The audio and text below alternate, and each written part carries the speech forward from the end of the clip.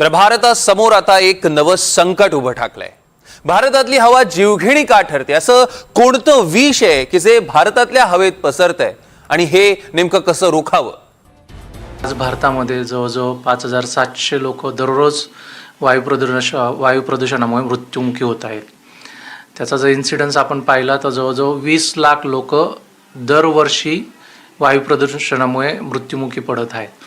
आणि जर आपण कन्सिडर केलं की जे टोबॅको स्मोकिंग याचं जे व्यसन म्हणतो, व्यसनामुळे जे मृत्युमुखी पडण्याचा रेट आहे त्याच्या जवळजवळ आपला जो वायू प्रदूषणामुळे मृत्युमुखी पडण्याचा रेट जवळजवळ सारखा होत आहे। आणि भारतामध्ये हे प्रमाण दिवसेंदिवस वाढतच आहे।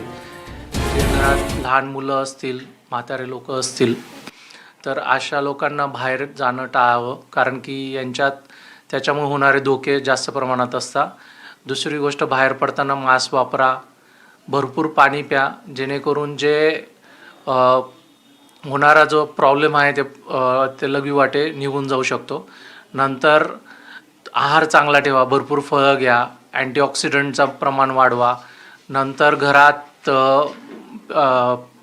हवा प्युरिफायसाठी मशीन्स वापरून घ्या। ज्यांना लंग्स डिसीज आहेत, ज्यांना हार्ट अटॅकचे प्रॉब्लेम झालेले आहेत, अशा घरामध्ये एअर प्युरिफायर लावणं गरजेचं होऊन जातं, जेणेकरून संभाव्य धोके जसे म्हणजे श्वास घेण्यात प्रॉब्लेम, दमा, अस्थमा वाढणं, नंतर स्ट्रोकचं प्रमाण वाढणं म्हणजे लकवा येणं, हार्ट अटॅकचं प्रमाण वाढणं हे वाढू शकतं। त्यामुळे अशा घरात एअर प्युरिफायर लावणं किंवा मग जे झाडं आहेत जे हवा प्युरिफाय करतात ते लावणं गरजेचं होऊन जातं।